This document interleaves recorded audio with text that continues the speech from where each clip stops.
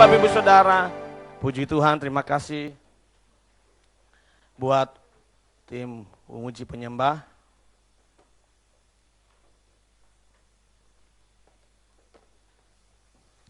Haleluya. Pertama saya mau sambut kita semua, Shalom. Sekali lagi Shalom. Tuhan Yesus memberkati saudara berlimpah-limpah. Kita ada di tahun yang baru. Tahun temanya ada tahun kelahiran yang baru. Katakan tahun 2019. Tahun kelahiran yang baru. Ulangi, katakan tahun 2019. Tahun kelahiran yang baru. Setiap tahun kita selalu merayakan perpindahan tahun. Ada yang bertambah. Kayak kemarin 2018. Ada yang bertambah. Usia kita bertambah.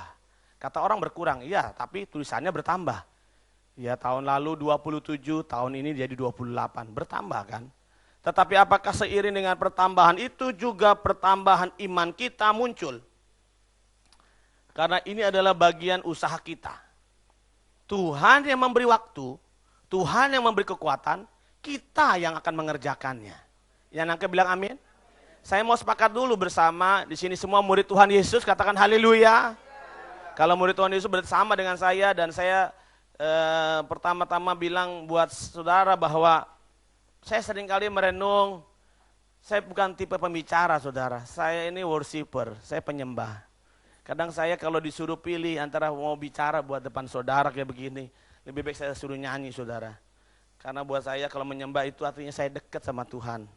Kalau bicara ada firman berkata, seorang guru akan dituntut dari apa yang disampaikannya.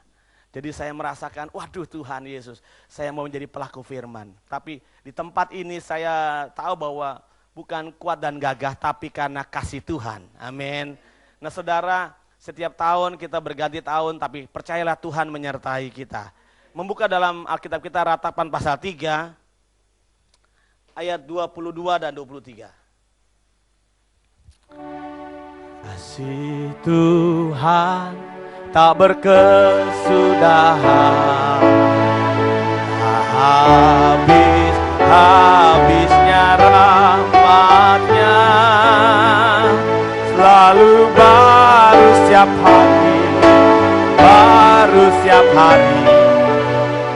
besar setiamu Tuhan, besar setiamu.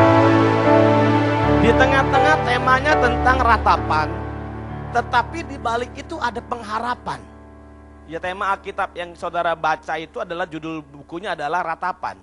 Tetapi di dalam itu mengandung satu pengharapan. Katakan pengharapan. Bahwa kasih Tuhan itu tak berkesudahan. Yang percaya tepuk tangan buat Tuhan Yesus. Mari nyanyi sama-sama. Kasih Tuhan tak Yang percaya katakan. Habisnya rahmatnya, selalu oh ya Tuhan, besar setiamu Tuhan, besar setia. Katakan selalu baru setiap pagi, selalu baru setiap pagi, baru setiap hari, besar setiamu, besar setia. Yang percaya katakan haleluya. Siapa yang mau rindu ngalami setiap pagi, setiap hari, bahkan berganti tahun, kasih Tuhan selalu baru. Katakan amin. Nah saudara akan ngalami seiring dengan respon kita. Katakan respon. Respon saudara dan saya menentukan hasil yang kita dapat. Yang ngerti bilang amin. Dan kedua, respon kita menunjukkan siapa saya sesungguhnya di hadapan Tuhan. Ingat, kita nggak penting dihargai manusia. Bukan berarti kita mau sembrono di depan manusia. Kalau di depan Tuhan dihargai, pasti di depan manusia kita dihargai. Karena norma-norma Allah lebih tinggi daripada norma manusia. Makanya dari itu kejarlah kemuliaan Allah. Jangan kejar kemuliaan manusia. Nah pagi ini saya mau ajak saudara melihat bahwa dahulu kemarin tahun 2018 adalah tahun permulaan yang baru. Ada orang tanya apa bedanya Pak tahun permulaan yang baru 2018 dengan tahun kelahiran yang baru 2019. Tahun permulaan yang baru itu adalah sesuatu yang sudah ada. tetapi terus diperbaharui. Tetapi tahun kelahiran yang baru adalah sesuatu yang belum pernah ada, sesuai dengan 1 Korintus pasal 2. 1 Korintus pasal 2 ayat 9. Apa yang belum pernah didengar telinga, belum pernah dilihat oleh mata, belum pernah timbul dalam hati manusia. Itu apa? Semua disediakan Allah bagi mereka siapa? Yang mengasihi Tuhan. Haleluya. Makanya dari itu saya percaya di tahun kelahiran yang baru ini, kalau kita meresponi dengan benar, bukan hanya diperbaharui, tapi yang ekstrim. Yang belum pernah ada, menjadi ada. Haleluya. Kau jadikan semua indah. Kau jadikan tak ada jadi ada. Kau berkuasa. Kau ajaib, kau bertata di sini. Kau jadikan semua indah. Katakan, kau jadikan tak ada jadi ada. Kau berkuasa. Kau ajaib, kau bertata di sini, kau bertata di sini. Tak ada yang mustahil bagi Yesus. Tak ada yang tak mungkin dalam kehendaknya. Kau penolong di dalam kesesakanku.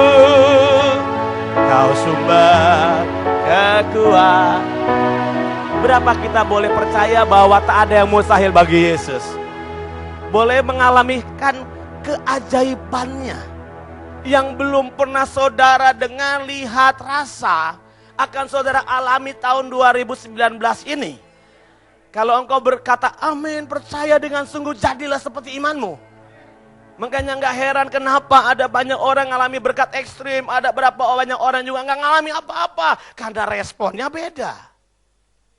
Pertanyaan buat kita gereja di Arkadia, para murid Tuhan di tempat ini, apa responmu? Boleh berkata, saya percaya, sungguh-sungguh percaya. Katakan amin. Boleh dengan angka yang tegak bilangin, saya percaya, sungguh-sungguh percaya. 2, 3, saya percaya, sungguh-sungguh percaya. Bahkan di hati saya akan muncul apa yang belum pernah saya dengar, belum pernah timbul dalam hati saya, akan Tuhan sudah perlihatkan. Kemenangan terbesar itu pada waktu hari ini, kita mempercayai apa janji Tuhan itu pasti terjadi.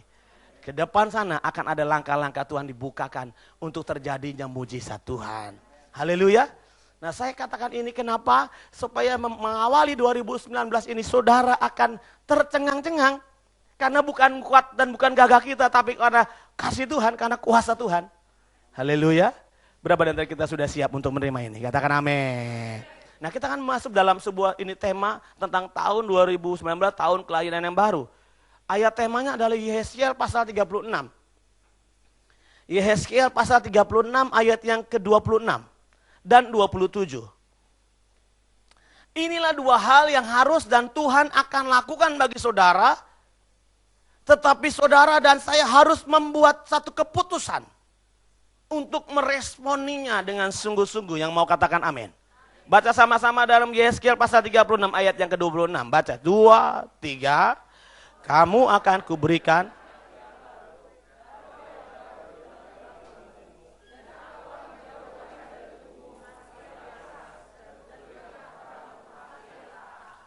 amin. Nah, lihat ini ya. Ayat ini bagian 26 ini bicara tentang Tuhan akan memberikan kepada kita hati yang baru dan roh yang baru. Rohnya huruf kecil. Ya saudara ya, rohnya huruf kecil. Di sana itu artinya roh kita. Allah nggak bisa lagi perbaharui roh kita yang lama. Ingat waktu Tuhan menciptakan manusia, Kejadian pasal 2, lalu Tuhan menghembuskan nafas hidup ke dalam hidung manusia, dan manusia itu menjadi hidup, maka dikatakan manusia itu memiliki roh Allah di dalam dirinya. Amin. Saudara punya roh Allah? Amin. Pasal 2 dari Kejadian itu bicara bahwa Tuhan memang udah rencang dalam pasal 1 menciptakan manusia menurut gambar dan rupa kita. Kejadian 1:26. 27. Saudara akan menemukan di sana bahwa Tuhan memberikan rohnya bagi kita. Roh manusia itu bukan dari manusia itu sendiri, tapi dari Tuhan. Nah, karena manusia jatuh dalam dosa, maka Tuhan akan mengatakan apa? Memberikan roh yang baru ke dalam batin manusia. Ke dalam gerejanya. Para messenger Pentakosta yang ketiga ini harus memiliki roh yang baru. Oh iya, roh yang baru. Cara pandang yang baru. Paradigma yang baru. Hati yang baru, dikatakan hati itu kirbat, saudara. Haleluya. Agar dijauhkan daripadanya hati yang keras. Dan diberikan kepadanya apa? Hati yang taat. Jadi tanda orang yang sudah mengalami kelahiran baru, diberikan hati dan roh yang baru, adalah orangnya biasanya taat. Ulangi. Tanda orang yang sudah lahir baru, ini Alkitab bilang loh ya. Apa yang bilang? Alkitab yang bilang, bukan saya yang bilang loh. Orang-orang yang dipenuhi dengan hati yang baru, dilahirkan dalam kelahiran yang baru, dalam hati dan roh yang baru, dikatakan tandanya biasanya taat. Katakan taat. Itu Alkitab bilang, saudara.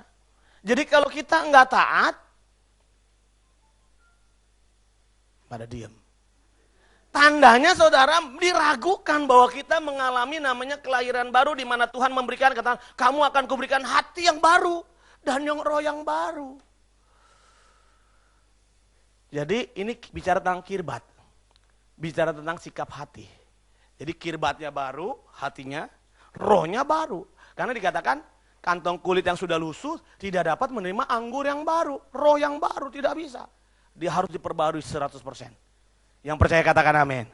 Ayat 27 jelasnya lebih dahsyat lagi. Sesudah roh yang baru dan hati yang baru diberikan, baru di sana dikatakan Allah lah yang memberikan kekuatan yang baru kepada mereka untuk melakukan firman Tuhan. Lihat ayat 27, baca sama-sama. 2, 3, rohku. Yes.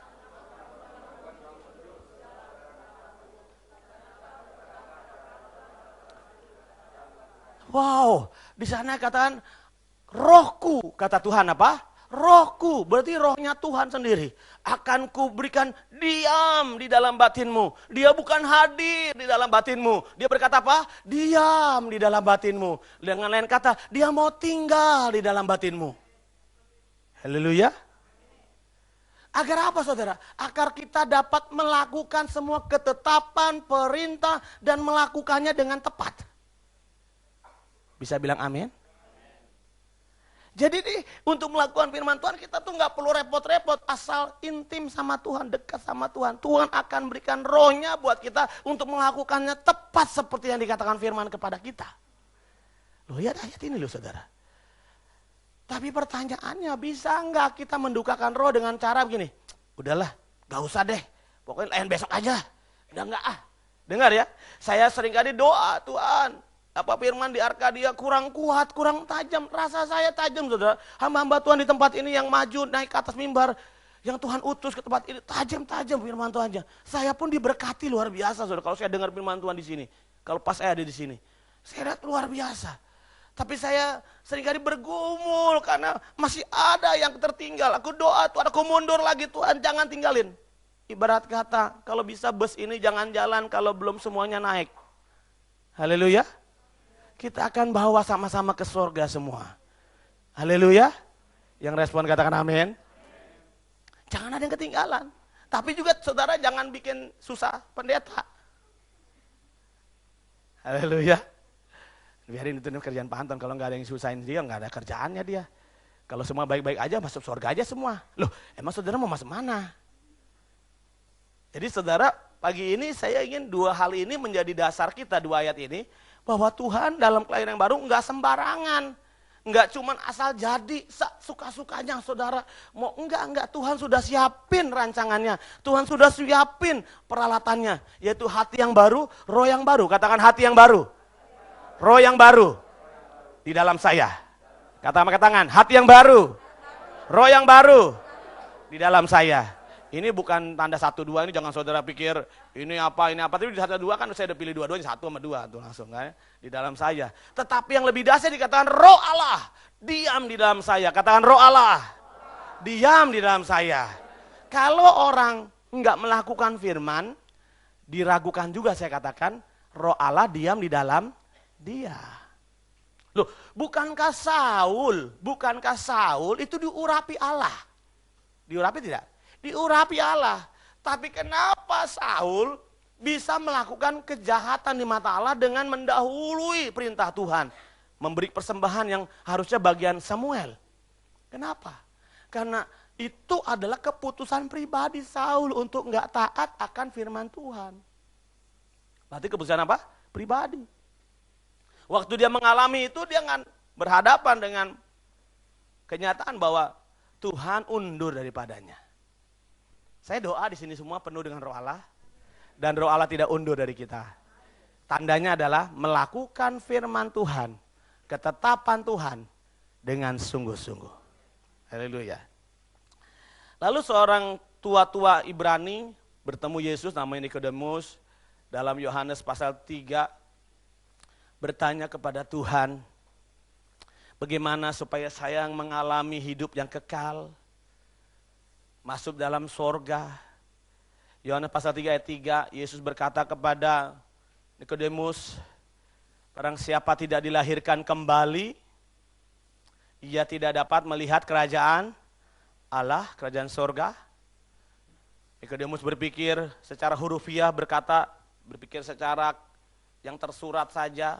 Dia bilang, mana mungkin setua saya ini masuk ke dalam rahim ibu saya? Saya mungkin berpikir ibunya juga sudah enggak ada, ibunya Nikodemus. Tetapi Yesus menjelaskan lebih rinci berikutnya adalah, barang siapa tidak dilahirkan kembali dari air dan roh. Katakan dari air dan roh. Artinya saudara dibaptis dalam baptisan air dan dibaptis dalam baptisan Roh Kudus. Dengan tanda Allah berbahasa roh, engkau tidak layak bagi kerajaan surga. Jadi kelahiran yang baru adalah standar mutlak untuk mengalami kehidupan kekal. Haleluya. Nah saudara mesti pahami ini, dan saya mesti sama-sama kita sepakat, kita mesti lahir kembali. Kasih tahu kiri kanan, kita mesti lahir kembali. Oh ya, secara kasat mata saya sudah lahir dibaptis. Sudah dibaptis. Siapa yang belum dibaptis? Boleh nanti setelah ini mengajukan ke counter nanti di depan. So kenapa? Ini Alkitab bilang loh, dilahirkan dari air dan roh. Kalau saudara sudah percaya Yesus, engkau harus dibaptis. Loh, Alkitab yang bilang. Berarti kita melakukan firman Tuhan. Ya, enggak usah lah Pak, baptisan kan enggak menyelamatkan. Kata siapa? Lihat ini loh. Sebagai materai keselamatan yang tertulis di dalam buku manusia adalah baptisan air. Sebagai materai keselamatan dalam buku Allah adalah baptisan Roh Kudus. Roh Kudus. Tadi baptisan air tertulis dalam buku manusia.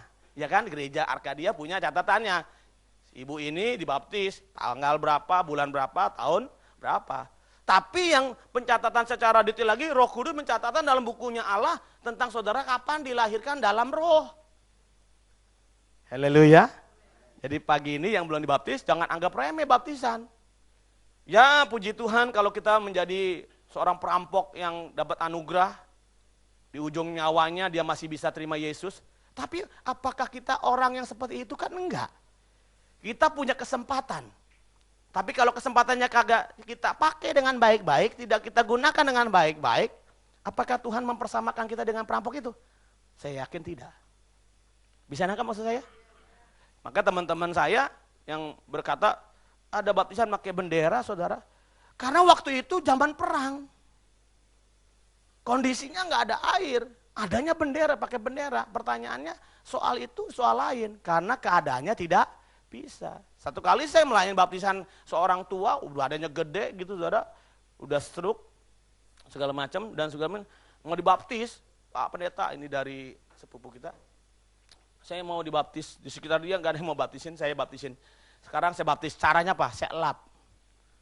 Saudara belum pernah kan dengar baptisan lap? Karena keadaannya seperti itu, ya. Kalau saya mau panggil ke kolam baptisan, badan saya kecil begini, badannya gede, saudara. Rasanya saya nggak kuat ngangkat dia, saudara. Tapi saya tahu itu adalah baptisan yang dia pakai, dia lakukan secara manusiawinya. Dia terima baptisan air, keadaan. Hari ini, lihat ini. Apakah saudara sudah yakin saudara memiliki hidup yang kekal? Nah, apakah saudara yakin saudara memiliki hidup yang kekal? 1 Yohanes pasal 5 ayat 13. 1 Yohanes pasal 5 ayat 13. Nah, baca sama-sama. 2, 3. Supaya kamu, bahwa kamu, ya, waktu kamu percaya kepada anak-anak Allah, kamu percaya kepada Yesus Kristus, kamu memiliki hidup yang kekal. Pertanyaan yang konyol di tempat ini kalau saya bertanya. Mungkin kalau di luar sana bisa saya tanya. Tapi apakah saudara percaya akan Yesus Kristus Tuhan? Yang percaya katakan amin. Kan kayaknya agak konyol, makanya saudara nggak respon sungguh-sungguh. Karena ada banyak orang yang di dalam gereja Kristen tapi nggak percaya Yesus Kristus Tuhan. Buktinya khawatir, buktinya takut. Padahal Yesus bilang jangan khawatir. Yesus bilang jangan takut. Tapi kamu takut, tapi kamu khawatir. Bukankah itu namanya kamu mendustai dirimu dengan mempercayai Tuhan Yesus yang kau nggak percaya? Kalau kau percaya harusnya jangan khawatir. Kalau kau yakin harusnya jangan takut. Bisa nangkap maksud saya? Pertanyaannya buat kita ulangi. Siapa yang di sini percaya bahwa Yesus Kristus Tuhan? Kalau gitu jangan khawatir, jangan takut. So dia yang berkata itu pasti mengerjakan karyanya buat kita. Untuk menolong kita dari masalah kita. Tepuk tangan buat Tuhan Yesus Kristus. Ada 9 pertanyaan. Dan saya katakan ada 9 pernyataan yang harusnya menjadi koreksi hidup kita. 9 pernyataan yang Gembala Pembina sampaikan. Ayo kita membacanya begini. Ini menjadi pernyataan kita. Kalau engkau percaya engkau hidup yang menjadi yang kekal, bikin pernyataan begini. Saya percaya saya memiliki hidup yang kekal. Gitu ya. Karena saya gitu ya, karena saya titik-titik. Berkata ya, dari 1, 2, 3 sampai 9. Saya ada di depan mata saudara ya. 1 ya. Katakan bersama-sama. Saya percaya saya memiliki hidup yang kekal. Karena saya 1. Maksudnya baca 1. Saya 2.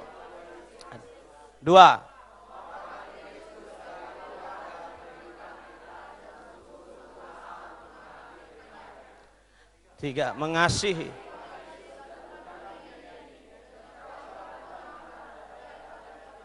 4.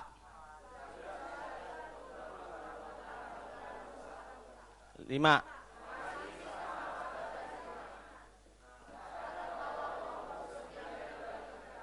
7.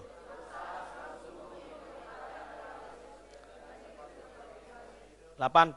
Percaya menerima.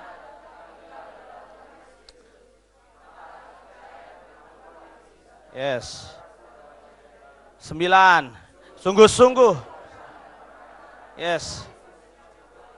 Wow, saudara nangkap maksudnya? Jadi kita baca kayak tawon begini, bergerombol, tapi saya doa saudara praktekin. Yang pertama, saya percaya bahwa Yesus Kristus Tuhan. Itu bahaya tuh saudara. Kalau saudara nggak percaya Yesus Kristus Tuhan, salah masuk kita. Karena di luar sana pun tercatat bahwa Isa Al-Masih adalah Roh Allah, Tuhan sendiri yang telah lahir, mati, bangkit, dan terbesar di bumi dan di sorga.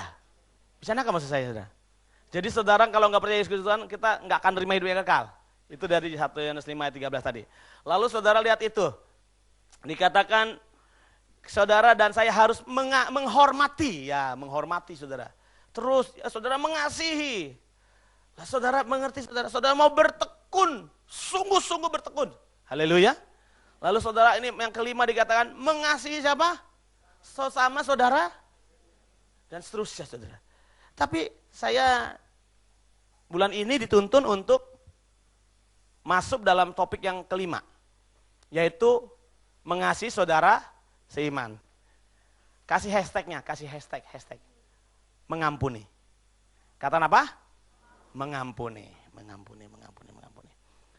Nah, kata mengampuni, kenapa bisa tercetus menjadi hashtag kita hari ini? Karena kehidupan kita nggak luput dari ujian perasaan. Ujian apa? Perasaan.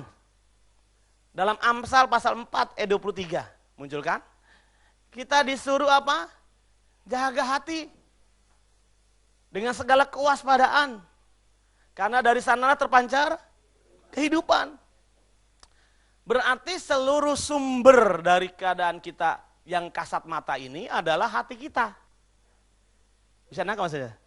Sumber dari, jadi kalau saya ceritakan saudara nih, kita nih, saya udah beberapa orang, saya nggak termasuk orang yang berpengalaman, karena usia saya masih baru berapa sih. Ya, tapi saya melihat orang-orang yang bersungguh-sungguh menjaga hatinya, tercermin dari kehidupannya. Ulangi, orang-orang yang bersungguh-sungguh dalam menjaga hatinya, tercermin dari kehidupannya. Saya nggak ngukur dengan harta, banyak uang, banyak kendaraan, rumah, enggak itu. Tapi dari sukacitanya dan cara pandang hidupnya. Haleluya. Bagaimana mereka mencerminkan Kristus dalam hidupnya. Membawa damai di setiap tempat mereka berada, bicara yang positif, membangun sesama, menguatkan yang lain. Haleluya. 1 Yohanes pasal yang kedua. Lihat ini ya. Ayat yang ke-9. 10. Kalau kita bilang, ya kita baca dulu ayat 9. Baca sama-sama. 1 Yohanes pasal yang kedua ayat yang ke-9. 2, 3.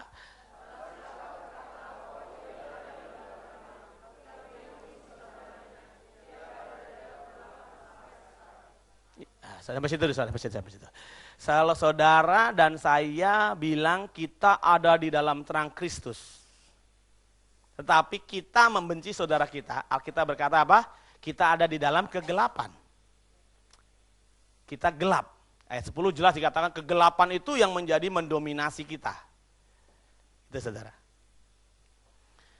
Berarti kenapa jalan kita sesat? Karena masih ada luka yang belum beres. Pagi ini kita mau fokus dengan diri kita, mengkoreksi masing-masing diri kita, apa yang sedang saudara alami dan saya alami. Apakah masih ada kebencian atau ada rasa kurang, ada telepon dari sorga?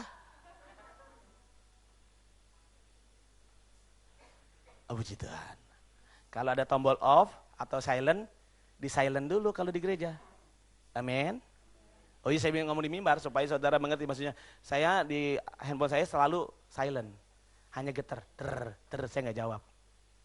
Gitu. Oh iya, langsung muncul. Haleluya. Baik lagi saudara. Jadi ternyata saudara, kenapa kita ada dalam kegelapan? Kenapa kita sesat jalan? Kenapa kita tersasar? Pengennya hidup bahagia ternyata menderita. Karena ada luka yang belum beres. Pagi ini mari koreksi. Adakah kita belum bisa mengampuni? Kenapa di sekitar kita melihat orang-orang kok hidupnya nggak lebih bagus dari saya secara ekonomi, tapi kenapa dia bisa bersuka cita? Karena hatinya dijaga, pikirannya dijaga. Haleluya. Lah saya kesel Pak, habis orang lain bikin saya kesel Pak. Tunggu dulu. Semua yang lewat di depan mata dan telinga kita itu tidak dapat kita larang. Bisa ngerti maksud saya? Tetapi kita hanya bisa mengelola pikiran kita untuk tidak respon yang negatif, untuk nggak marah. Kristus juga kesel kalau ikut-ikutan saya berpikir. Kalau ngelihat muridnya yang berpikirannya, guru ini duit dibuat itu minyak mahal-mahal, 1 dinar 1 hari itu 360 dinar. Harga 1 tahun gaji dibuat cuci kaki Yesus. Itu kan mendingan dijual, duitnya dibuat bagi orang miskin. Pikirannya kan sepertinya benar. Tapi Yesus tahu bukan itu. Jadi maksud saya begini, cara pandang kita itu dan tingkah laku hidup kita itu mencerminkan isi hati kita. Jadi saya sekarang ini berdoa, setiap kali ada yang mengalami konflik atau saya tiba-tiba lagi marah di jalan, marah-marah, emosi gitu saudara. Saya tuh doa, Tuhan ampuni, kasihan. Enggak berapa lama kemarin ada satu teman lama ya, dia telepon, halo Pak Pendeta apa kabar, shalom, shalom juga. Ya, ingat nggak siapa saya? Nah lo silakan nih. Siapa saya ya? Ya coba-coba kasih kisi-kisi dulu. Yang dulu loh, yang di Tangerang di Sewan itu loh, yang waktu itu Bapak ada di sini. Oh ya ya ya ya ya. Oh ya ya ya. Bapak ingat nggak? Lupa. Belum. Udah singkat cerita udahlah. Saya cerita akhirnya ketemu satu orang, dia bilang, "Pak, jangan hati-hati dengan si Anu loh." Si Anu itu, orang itu saya kenal. Kenapa? Waduh, mobil saya digadein. Sekarang motor saya dibawa kabur. Lalu saya ditelepon, saya ngomong, aduh ya ampun, kasihan banget. Kasihan si Anu, saya bilang. Loh, dia kaget. Loh, kok kasihan gue dong. Kok kasihan si Anu itu yang bawa kabur motornya? Karena tahu nggak? Kenapa dia bisa bawa kabur motor kamu? Kenapa dia bisa gade motor kamu? Ada masalah kehidupannya. Kasihan nggak? Iya juga sih ya. Kita kan lihat dari luarnya. Seperti orang banyak berkata kepada Yesus, "Guru, ini perempuan kedapatan berzina, hukumannya harus rajam." Oke nggak? Betul ya? Menurut hukumnya. Mereka nggak tahu kenapa perempuan itu berzina. Yesus tahu, maka Yesus nggak gampang-gampang menghakimi. Yesus tahu, maka kita juga seperti Kristus harusnya nggak gampang menghakimi. Bisa amin? Yang kedua dikatakan 1 Yohanes pasal 3. Ayat 14 dan 15. Saudara membaca dari saudara. Singkatnya begini saudara. Seorang yang menjadi, ayat 15. Dikatakan seorang yang menjadi pembenci saudaranya atau pembenci manusia itu adalah pembunuh manusia. Yang kedua ini penting sekali. Karena ternyata seorang pembunuh manusia tidak akan dapat menerima hidup yang kekal. Baca deh ayat 14 biar lengkap. 1 Yohanes pasal 3 ayat 14. 2, 3.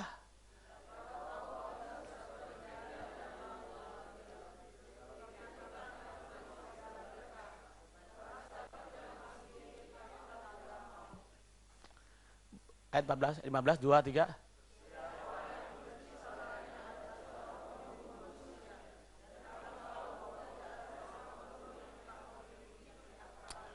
Yang nangka bilang amin. Itu ayatnya jelas banget ya. Yang jelas bilang kata tahu kira-kira jelas ya. Jelas banget. Jelas banget jelas. Siapa mau benci saudaranya? Sekarang siapa yang mau minat membenci saudara kita? Ayo. Kita bilang sia-sia ibadah kita loh saudara. Kita bisa tepuk tangan di gereja, memberi persembahan, kolekte, menabur, kalau kita mesti menabur saudara. Tapi kalau di dalam pikiran kita masih membenci saudara kita, belum ngomong nih, baru mikir, apalagi ngomong saudara. Kita sudah menjadi pembunuh manusia dan dikatakan tidak ada hidup yang kekal bagi pembunuh manusia. Wow, saya takut saudara, saya takut banget. Saya buru-buru koreksi, kita sama-sama buru-buru koreksi, amin. Kalau masih ada benci papamu, mertuamu, ini kan antara menantu dan mertua tuh seringkali konflik kadang-kadang. Karena kesalahpahaman, bukan karena apa-apa. Hati-hati saudara, nggak peduli. Karena walaupun semua kan ada sebabnya, makanya ada akibat. Kenapa saya benci dia? Karena sebabnya dia nyebelin saya. Itu mah saya bilang tadi, apa yang di luar tidak boleh mempengaruhi apa yang di dalam kita. Nah, ini penting. Jadi yang mau mengampuni katakan amin. Katakan saya sudah mengampuni.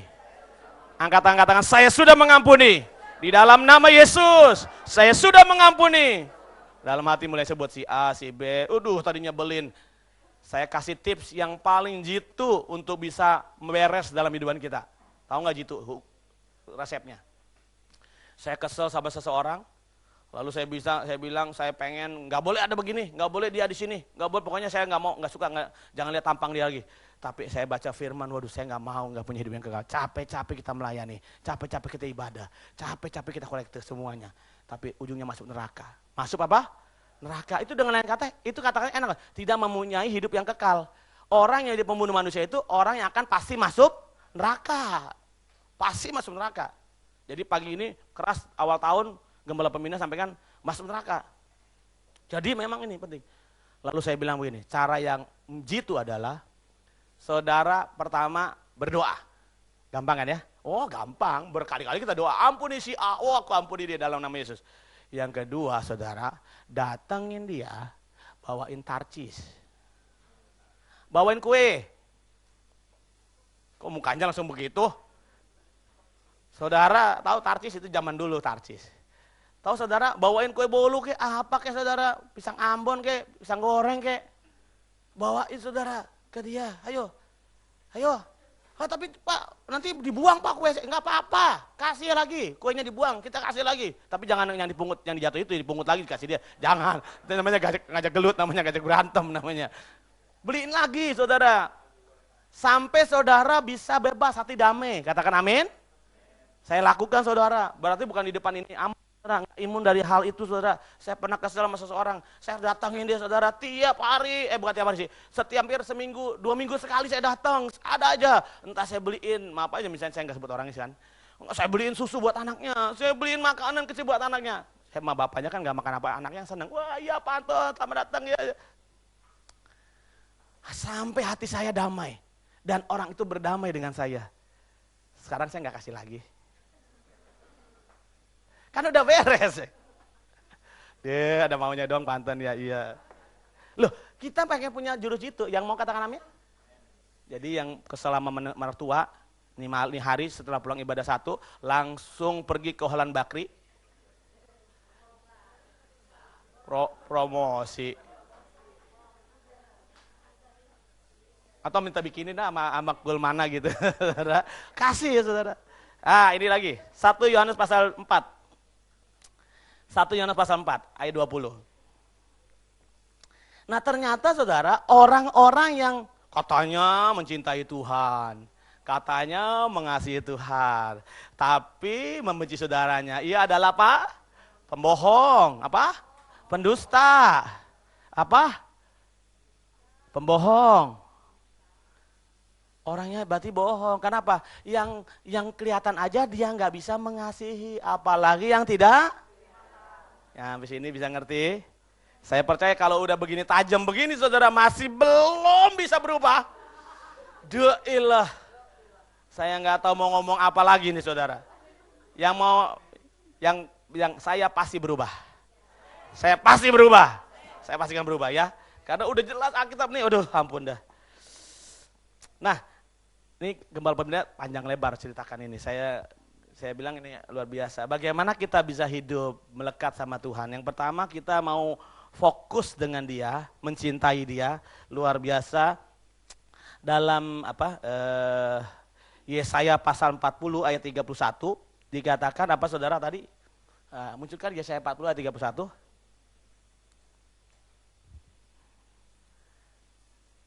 Ah ini dia. Baca sama-sama. 2, 3.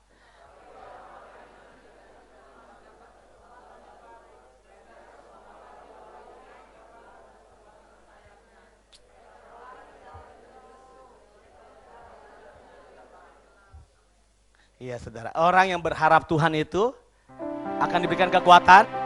Orang yang berharap Tuhan diberi kekuatan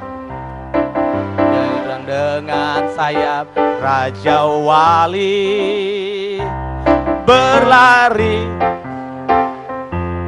berjalan. Ya saudara, itu kan kita ini kebiasaan pakai slide ya. Perasaan dulu waktu kita gereja dulu waktu tradisional, kita nih gereja di dulu waktu saya masih di kampung, kita tuh apa lagu hampir 1000 lagu kali itu apal, wah sombong. Sekarang 1 lagu aja nggak muncul di layar, kita langsung ini kayak orang nggak ngerti apa-apa loh saudara.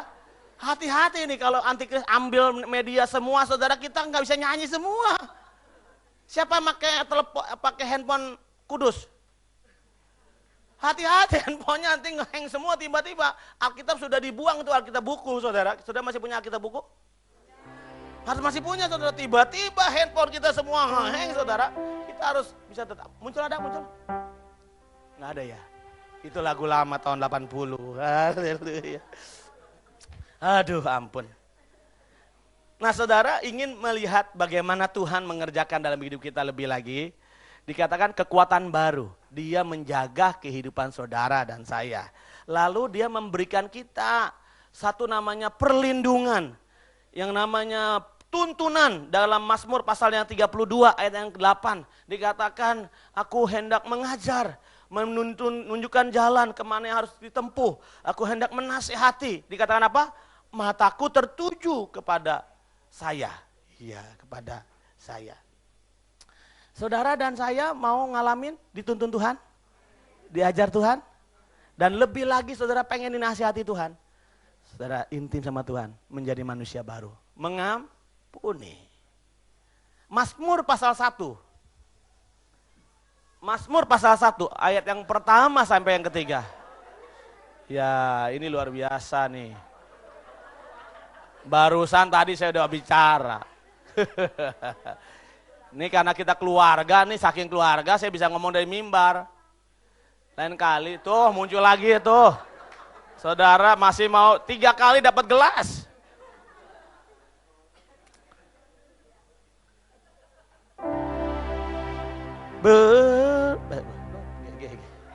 Berbahagialah. Berbahagialah orang yang kesukaan.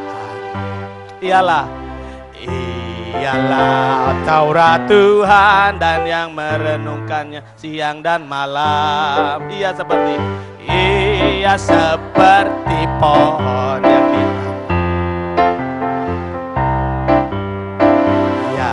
menghasilkan buahnya padamu, yang tidak layu dan yang tidak layu daunnya, apa saja yang diperbuatnya.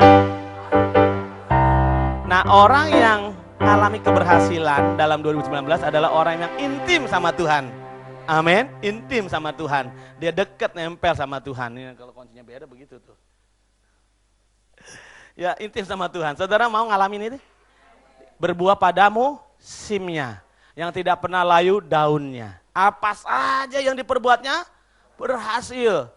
Relakanlah ranting-ranting dalam hidupmu yang kering, yang berguna, yang layu itu lepas. Ini kita memasuki musim gugur, hujan musim gugur, di mana ranting-ranting itu lepas. Kita diuji oleh satu lagi tentang Amsal pasal yang ketiga ayat 9. Kita diuji oleh hal-hal yang paling prinsip dalam kita. Amsal 3 ayat 9 dikatakan, 2, 3, muliakanlah. Ayat 10,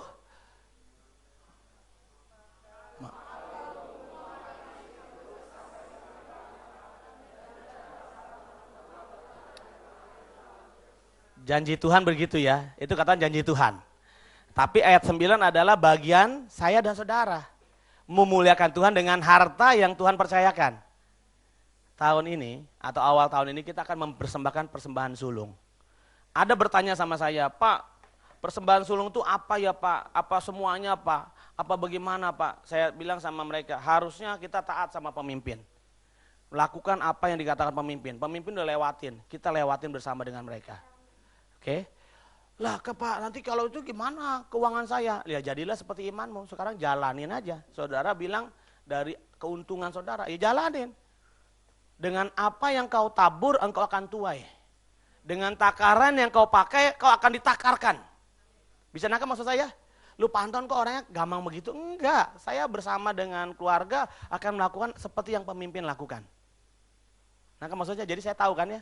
Jadi kalau kata pilihan presiden, saudara tahu pilihan saya kan? Mengikut kata pemimpin. Loh kok pilihan presiden Pak? Maksudnya pilihan Tuhan gitu. Kita kalau ngikut Tuhan, kita juga ngikut sama pemimpin. Ngerti maksud saya? Kalau saya bilang, ya kalau saudara rasa berat daripada saudara nyinyir sama saya di belakang, lalu bikin hoak. Lalu saudara bikin fitnah gitu. Mendingan saudara dengan suka hati memberi yang menurut saudara baik. Makanya Yosua saking kesal mungkin sama orang-orang Israel, terserah kepadamu kemana kamu menyembahlah. Tapi aku dan isi keluargaku akan datang kepada Tuhan ya Allah Yahweh katanya. Haleluya. Jadi saudara mau lakukan yang terbaik? Ikut pemimpin saudara, lakukan. Amin. Yuk kita doa. Tuhan bisa memberkati saudara berlimpah-limpah. Oh, Rabasya.